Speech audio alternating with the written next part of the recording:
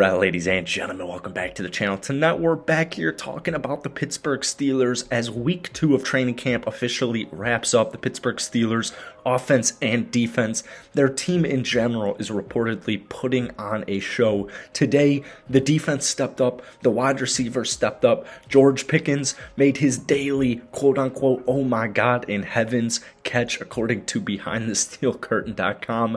Allen Robinson also demonstrating his leadership ability and also his talent, still being under the age of 30. Calvin Austin also made a nice grab in team scrimmage, which resulted in an audible good shit, my boy, from Deontay Johnson on the sideline. So this offense, they're good, man.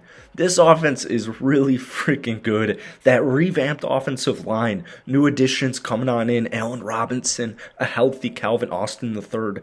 But don't forget about the player we have been talking about since he's been drafted by the Pittsburgh Steelers in the 3rd round. All right, Darnell Washington. There were mock drafts where Darnell Washington was a late 1st round pick, early 2nd round pick to a team that was ready to compete for a Super Bowl, because Darnell Washington, don't get it twisted, man. This guy's ready to go from day one. So apparently, I mean, keep in mind, guys, he's 6'7", 265 pounds. You're going to see it immediately. Preseason, regular season, once live snaps on a football field, when Steelers football is back, people are going to see it immediately. He's going to stick out like a sore thumb, but reportedly he's already seeing first team reps during team periods at Steelers camp. We talked about this past week, and we talked how he has been winning his blocking reps against TJ Watt. First year, like, it's TJ Watt, guys, right? First year tight ends, first year players being able to block TJ Watt, or just in general block and get first team reps, it's extremely impressive.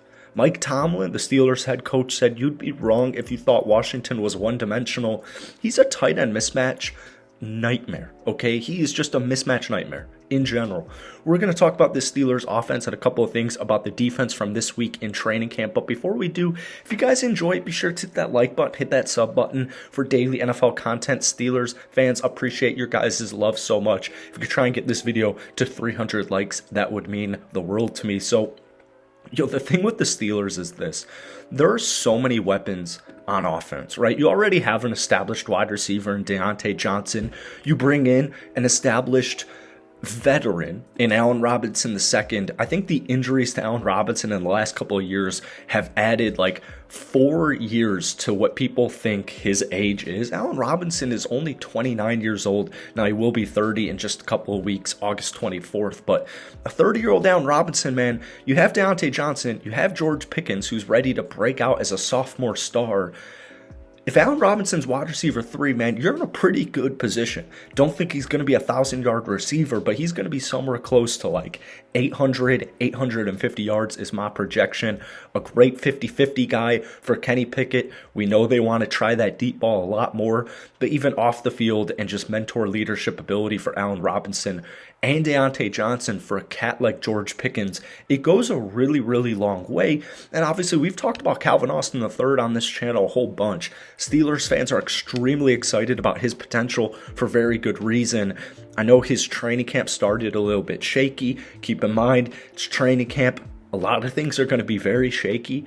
But Calvin Austin, man, the last time we saw him play at Memphis, 1,200 receiving yards, just about 8 total touchdowns, over 15 yards per catch. We've talked about how important it is for this Steelers team to get those yards after catch, because it's just not been something they've succeeded with in the last couple of years. Specifically, the past 2 years, they've been the worst yards after catch team in the National Football League by far. So having George Pickens, who averaged over 15 yards per catch last season, is big. Then having speedster playmaking threat in your back pocket at wide receiver 4 in Calvin Austin III, it's huge, man. It's going to help your offense get as creative as you can. It adds versatility to your offense. And for Matt Canada, big season for Matt Canada.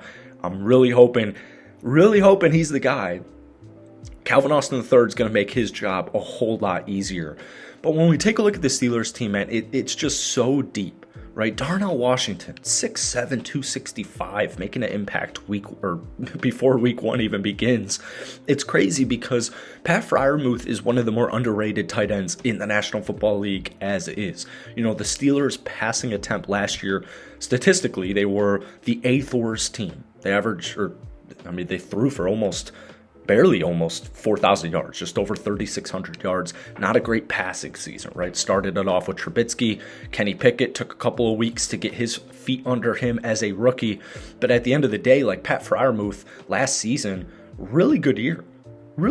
732 yards. He averaged almost 50 yards per game. And now you have Darnell Washington. Well, what are defenses going to be thinking when I deploy Darnell Washington out there with Pat Freiermuth already there? At 6'5", 6'7", 265, you're already a mismatch. But if I throw you two tight ends who can both catch the ball and block, well, you're going to match that. You're going to have to match that, and that's going to pose a lot of problems. So when we talk about this depth that the Steelers offense have, we talked about Darnell Washington, Calvin Austin III. Don't forget about Jaylen Warren. He has been getting so much praise from Mike Tomlin. He's been getting so much praise from his offense this camp, specifically for his pass blocking ability, which is extremely important. The Steelers' running back room is completely loaded. Najee Harris, Jaylen Warren, Anthony McFarland Jr., the speedster. They have dynamic backs who can run the ball and catch the ball and block. That's terrifying. Najee Harris with this revamped offensive line is going to be Najee Harris.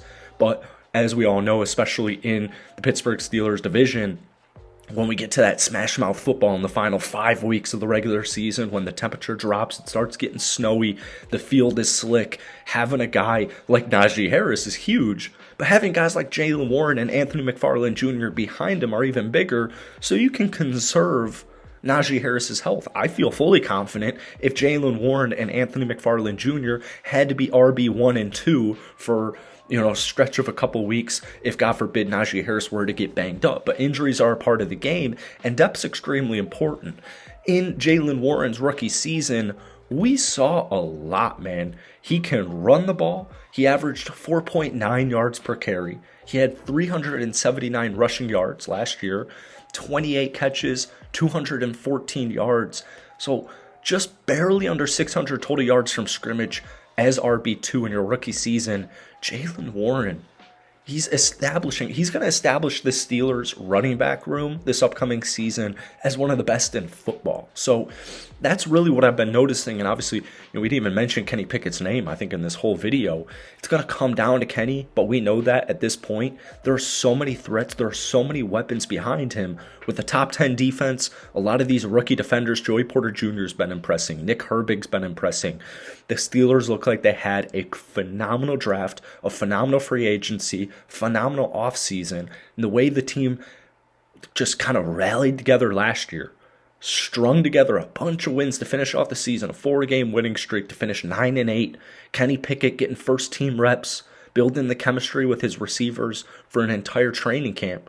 It gets me excited, man, and I know Steelers fans are excited as well. It's a difficult division, but it's going to be a really fun season, and the Steelers have a really bright future. So that's it for today, man. If you enjoyed it, hit that like button, hit that sub button, and if you want more Steelers content, let me know down below.